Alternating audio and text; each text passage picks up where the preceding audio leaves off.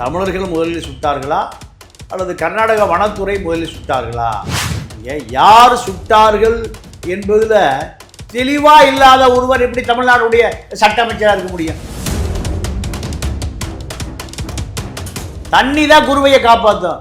1,00,000 hectare நிலம் காஞ்சு போகுது.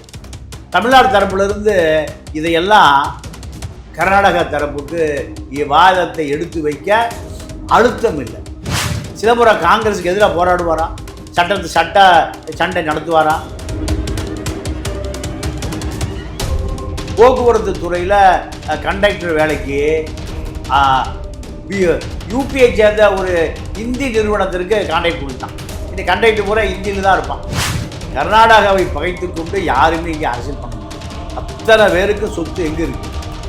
கர்நாடகாவில் இருக்குது. கருணாநிதி காலத்தில் அப்படித்தான் இருந்தது, ஜெயலலிதா காலத்தில் அப்படித்தான் இருந்தது. எம்ஜிஆர் காலத்தில் மட்டும் ஒரு விதிவிலக்கு.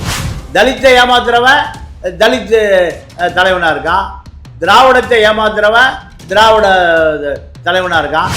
சீமா விஜயலட்சுமி வீடியோ போட்டுகிட்டே இருக்கான். 6 முறை நான் கலைச்சிருக்கேன். அதுதாங்க தமிழ் தேசியம். அடித்து கொண்டு குற்றம் சாட்டப்பட்ட அந்த சிறைப்படுத்தப்பட்ட பையன் எங்க இருக்கானா, ஓடம்பாக்கத்துக்கு வந்திருக்கான். அந்த இளைஞன் கஞ்சா விற்க வந்திருக்கான். கஞ்சா விற்கிறான்னு காட்டி கொடுத்தவனுக்கு தண்டனை, கஞ்சா விற்கிறவனுக்கு எந்த தண்டனை இல்லை. இது கஞ்சா கேஸே அல்ல, இது கோஷ்டி மோதல். இந்த நிறுவனம் தான் கெஜ்ரிவாலுடைய பதவியை பறித்த நிறுவனம். இப்போ யாரை பறிக்க வந்திருக்கு?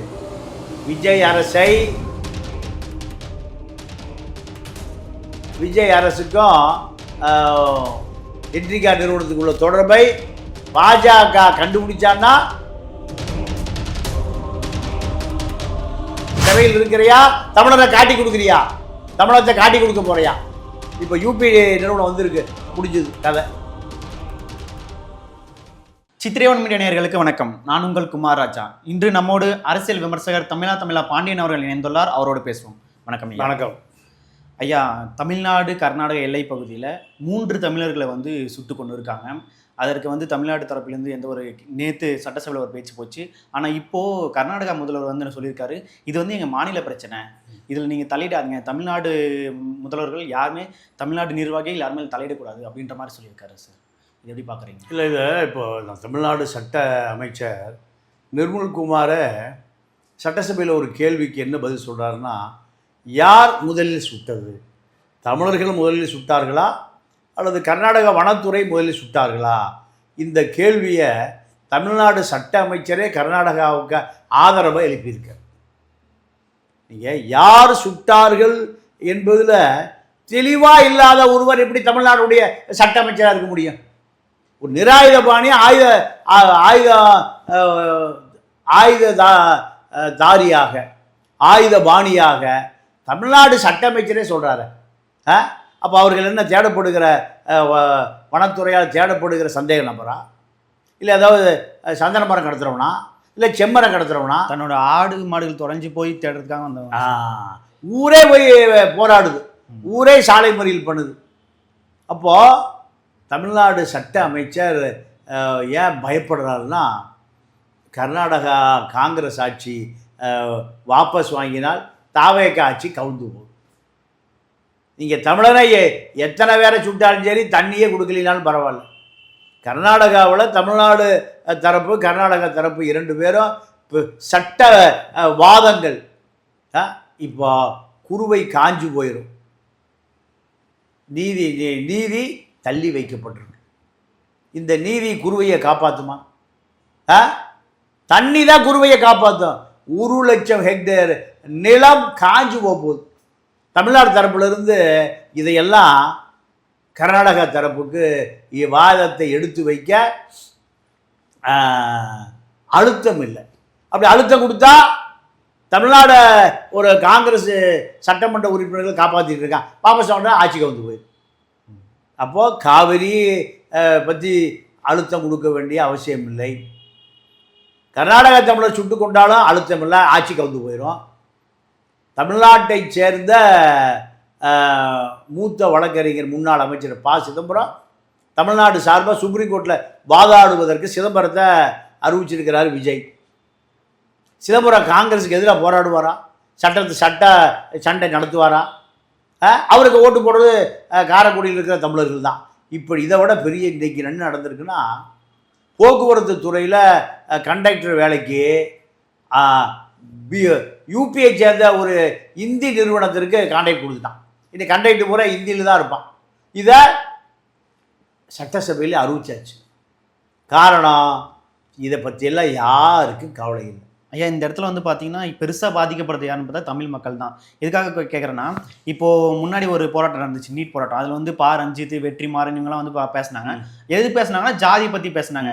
இப்போது ஜாதிக்கு ஒரு பிரச்சனைனா வந்து எல்லாரும் நிற்கிறாங்க. ஆனால் இங்கே ஒரு தமிழருக்கு ஒரு பிரச்சனை நடந்திருக்கு, தமிழர்களை சுட்டு கொண்டு இருக்காங்க. அதுக்காக யாருமே குரல் கொடுக்கல. இங்கே தமிழ் தேசியமே இல்லையே. தமிழ் தேசிய திரும்ப மாநாடு கூட எதுவுமே பேசலையா? மாநாட்டில் திருமாவளவன் கூட எதுவுமே பேசலையே. ஆமாம், ஏன்னா இவர்களுக்கு சொத்து பூரா கர்நாடகாவில் இருக்கு. கர்நாடகாவை பகைத்து கொண்டு யாருமே இங்கே அரசியல் பண்ண முடியாது. அத்தனை பேருக்கு சொத்து எங்கே இருக்கு? கர்நாடகாவில் இருக்கு. கருணாநிதி காலத்தில் அப்படித்தான் இருந்தது, ஜெயலலிதா காலத்தில் அப்படித்தான் இருந்தது. எம்ஜிஆர் காலத்தில் மட்டும் ஒரு விதிவிலக்கு. எம்ஜிஆர் போய் கர்நாடகா பங்காரப்பா குண்டாவோட போய் சண்டை பிடிச்சி தண்ணி வாங்கிட்டு வருவார். பட்டால் நாகராஜுக்கு எம்ஜிஆர் பிக்சர்ஸ்லேருந்து 5 லட்ச ரூபா பணம் போகும். இப்போ அது போன்ற தலைவர்கள்லாம் இல்லையே. இவர்கள் தமிழர்களை ஏமாற்றுகிற தலைவர்கள். போலி தமிழ் தேசியம், போலி திராவிட தேசியம், போலி தலித்து தேசியம், போலி அரசியல் இந்திய தேசியம், இந்துத்துவா தேசியம், எல்லாம் போலி. தமிழனை ஏமாத்துறவன் தமிழ் தேசிய தலைவனாக இருக்கான்.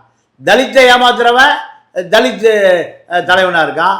திராவிடத்தை ஏமாத்துறவன் திராவிட தலைவனாக இருக்கான். தேவேந்திர குல வேளாளர்களை ஏமாத்துறவன் தேவேந்திர குல வேளாளர் தலைவனாக இருக்கான். இப்படி தான் யார் அந்த மக்களை ஏமாத்துறானோ எம்எல்ஏ ஆகணும் அதிகபட்சம், எம்பி ஆகணும் பெரிய அதிகபட்சம். இந்த ரவிக்குமார் ஆர்எஸ்எஸ் கைக்கூலி, அவர் தான் தலித் தலைவராக இருக்கார். அப்போ எப்படி தலித் தலைவர் தமிழ் தேசியம் பேசுறது?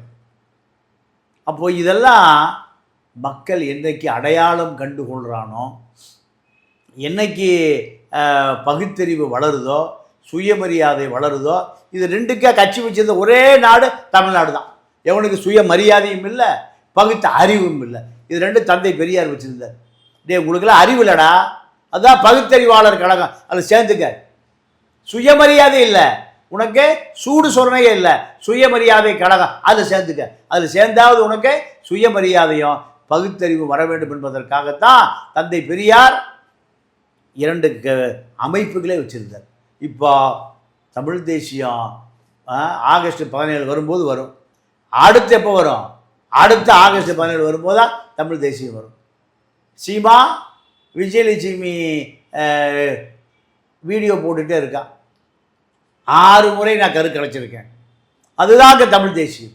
இல்லை வளசரவாக்க போலீஸ் ஸ்டேஷனுக்கு வா, கூட்டத்தை காமி, இதுதான் தமிழ் தேசியம். இப்படி இங்கே எல்லாமே போலி தமிழ் தேசியமாக இருக்குது. ஐயா, எப்படி தமிழ்நாடு ஒரு பக்கம் போயிட்டு இருக்க இந்த சூழலில் இன்னொரு பெரிய விஷயம்னு பார்த்தீங்கன்னா போதைப் பொருள். இப்போ ஒரு வாரத்தில் நிறைய இன்சிடென்ட் நடந்துச்சு. கோயம்புத்தூரில் அமுதன்ற ஒரு பையன் போதைப் பொருள் மாதிரி பயன்படுத்துகிறாங்கன்னு சொன்ன பையனை ஒரு 15 பேர் கொண்ட கும்பல் வந்து அடிச்சு கொண்டு இருக்காங்க.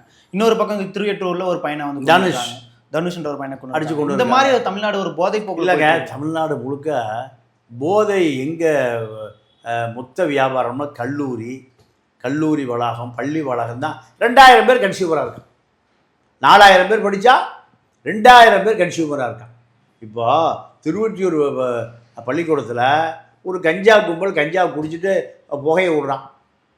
தேஜஸ் அவங்க நண்பர் தனுஷ் 2 பேரும் போகிறான். எல்லா பையனும் பயந்து தப்பிச்சு ஓடுறான்.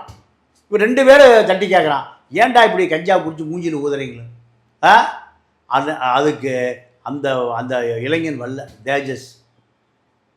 அன்னைக்கு வந்தது தனுஷ், அடித்தே கொண்டு விட்டானு. அடித்து கொண்டு குற்றம் சாட்டப்பட்ட அந்த சிறைப்படுத்தப்பட்ட பையன் எங்கே இருக்கான்னா கோடம்பாக்கத்துலேருந்து வந்திருக்கான். கோடம்பாக்கத்துலேருந்து வந்த அந்த இளைஞனை தான் இப்போ சிறை ஜெயிலில் போட்டிருக்காங்க. கோடம்பாக்கத்துலேருந்து பள்ளிக்கூடம் படிக்காதவன் எதுக்கு அங்கே வர்றான்?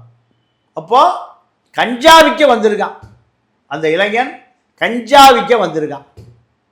அதே போல தான் இந்துஸ்தான் காலேஜ் கோயம்புத்தூரில் 20 பேர் கஞ்சா விற்கிறான். பெரிய மார்க்கெட்டு. நீங்கள் ரிலையன்ஸ் மார்க்கெட்டை போல் கஞ்சா பெரிய மார்க்கெட். அங்கே ஏறக்குறைய ஒரு 5000 மாணவர்கள் படிக்கிறான். அதில் 1000 மாணவர்கள் எனக்கு ஒரு கஷ்டம். உலகத்தில் எங்கேயாவது 1000 பேர் கன்சியூமர் கிடைக்கிற ஒரே பொருள் கஞ்சா தான். அப்போ அந்த கல்லூரி இந்துஸ்தான் கல்லூரியை அமுதனை நீ வெளியே போய் தங்கிக்க. கஞ்சா விற்கிறான்னு காட்டி கொடுத்தவனுக்கு தண்டனை, கஞ்சா விற்கிறவனுக்கு எந்த தண்டனையும் இல்லை. ரெண்டாவது, காவல்துறைக்கு விஜய் அரசு என்ன சொல்லுதுன்னா, இது கஞ்சா கைஸே அல்ல, இது கோஷ்டி மோதல், கஞ்சா விற்கிறவே இல்லை. அப்போ கஞ்சா விற்பதை தாவேக அரசே ஊக்குவிக்குது. திருவொற்றியூர்லேயும் கஞ்சா கேஸ் இல்லை,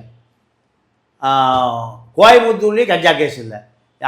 அமைச்சர் நிர்மல்குமார் சொல்கிறார் கஞ்சா வழக்கே இல்லை. அப்போது கஞ்சா விற்கிறவனை போலீஸ் பிடிக்காது, கஞ்சா கடத்துறவனை போலீஸ் பிடிக்காது, கஞ்சா கடத்துகிற மாணவனை போலீஸ் பிடிக்காது. ராஜ்மோகன் ஆதரவு. அப்படி தானே? அப்போ காவல்துறை எப்படி கஞ்சா வழக்கை பதிவு பண்ணுவார்? கோஷ்டி மூலம் தான் பதிவு பண்ணுவார். செத்து போனதான் கஞ்சா கேஸ், அடித்து கொண்டது கஞ்சா வழக்கு. ஆனால் அரசு என்ன சொல்லுது? கஞ்சா வழக்கை அது பதிவு பண்ணாதீங்க. அப்போ கஞ்சா விற்றா அடித்து கொண்டா எந்த சட்டமும் பாயாது. இதுதான் தமிழ்நாட்டில் நடக்கு. ஐயா, போதைப் பொருள் புழக்கம் வந்து ஃபஸ்ட்டு திமுக ஆட்சியில் தான் வந்துச்சு. முக்கியமாக ஜாஃபர் சாதிக் அப்படின்ற ஒருத்தர் தான் வந்து இந்த போதைப் பொருள் புழக்கத்தை தமிழ்நாட்டில் கொண்டு வந்தார்ன்ற மாதிரி விமர்சனம் வைக்கிறாங்களே, உண்மையா? ஜாஃபர் சேட்டு பெத்தப்பட்ட பெண் வித்தாரு, உண்மைதான். அது திமுக முடிஞ்சு போச்சா? இப்போ திமுக இல்லையா? இன்னும் 10 வருஷம் திமுகன்னு சொல்லிட்டு இருப்பீங்களா? நீங்களே திமுக மாதிரி ஆயிட்டீங்களா? தாவேக்கா திமுகவா மாறிடுச்சு.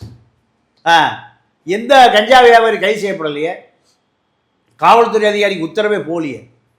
சென்னையில் அந்த தனுஷை அடித்து கொல்லப்பட்டதுக்கு கஞ்சா தான் காரணம்னு அமைச்சரே சொல்லலையே. அப்போது காவல்துறை எப்படி சொல்லும்? கஞ்சா வழக்காக பதிவு பண்ணாத, கஞ்சாவை தடையே இல்லையே, கஞ்சா கடத்தலும் கைது செய்யப்படலையே. அப்போது இதை கஞ்சா வழக்குன்னு சொல்லிடக்கூடாது. அப்போ எப்படி கஞ்சா ஒழிக்க முடியும்? திமுக தான் கஞ்சா விற்றுது, ரைட்டு. இப்போ தாவேக்கா கஞ்சா விற்கிதா? கஞ்சா அரசா இது தள்ளாடுதா? 11 ரசாயன கலவை மது என்ட்ரிக்கான சுப்புராம ரெட்டி, நம்ம விஷ்ணு ரெட்டிக்கு சொந்தக்காரர், விஜய்க்கு நெருங்கிய நண்பர். அவர் தான் இந்த 11 கெமிக்கல் கலந்த சாராயத்தை டாஸ்மார்க்கில் விற்றதை நந்தகுமார் ஒரு உணவு பாதுகாப்பு அதிகாரி டெல்லியிலேருந்து உத்தரவு போடாண்டே, குடிச்சா செத்து போயிடுவான்டா, இது பூரா கெமிக்கலு. டெல்லியே ஒரு கார்பரேட் அரசாங்கம் தான், மோடி அரசாங்கம். அவனே அவன் செத்து போயிடுவான்டா, இதை நிறுத்துக்கிறான். 16 மணி நேரத்தில் மறுபடி எடுத்து கொடுத்துட்டான். இந்த நிறுவனம் யாருக்கு சொந்தமான நிறுவனம்னா, ஆந்திராவில் இருக்கிற சுப்புராம ரெட்டி தம்பி சுப்பிரமணிய ரெட்டிக்கு சொந்தமானது. என்ட்ரிக்கான திருவள்ளூரில் வச்சுருக்கான். இந்த நிறுவனம் தான் கெஜ்ரிவாலுடைய பதவியை பறித்த நிறுவனம், சந்திரசேகருடைய மகள் கவிதா பதவியை பறித்த நிறுவனம். இப்போ யாரை பறிக்க வந்திருக்கு? விஜய் அரசை. நீங்கள் விஜய் அரசுக்கும் என்ட்ரிகா நிறுவனத்துக்குள்ள தொடர்பை பாஜக கண்டுபிடிச்சான்னா, அரவிந்த் கெஜ்ரிவால் எப்படி சிறையில் இருந்தார், அதே போல் சிறையில் இருக்கிறியா? தமிழரை காட்டி கொடுக்குறியா? தமிழகத்தை காட்டி கொடுக்க போகிறியா? இப்போ யூபி நிறுவனம் வந்திருக்கு, முடிஞ்சது கதை. யூபியிலேருந்து இனி கண்டக்டர் பூரா இங்கே ஒரு 2000 பேர் கண்டக்டராக மாறிடுவோம். தமிழை இனிமேல் ஹிந்தி தான் கற்றுக்கணும். இதெல்லாமே விஜய் ஆட்சியினுடைய அலங்கோலம். அதை விஜய் ஆட்சியை நீங்கள் விமர்சனம் பண்ணிங்கன்னா, கண்ட கெட்ட வார்த்தையில் ஜெகதீஷ் பழனிசாமி ஆதவம் ஒரு 50 ஃபேக் ஐடி வச்சு அவனை வாழ்நாளில் பேசக்கூடாது, அந்த மாதிரி செய்கிற ஒரு பெரிய சர்வாதிகாரம் தான் நடந்துட்டுருக்கு. இதை திமுக எப்படியா ஆட்சிக்கு வரணும், இவன் அண்ணா திமுக அவன் திருடருக்கு ஆட்சிக்கு வரணும், இப்படி தான் ஓடிட்டுருக்கு அரசியல்.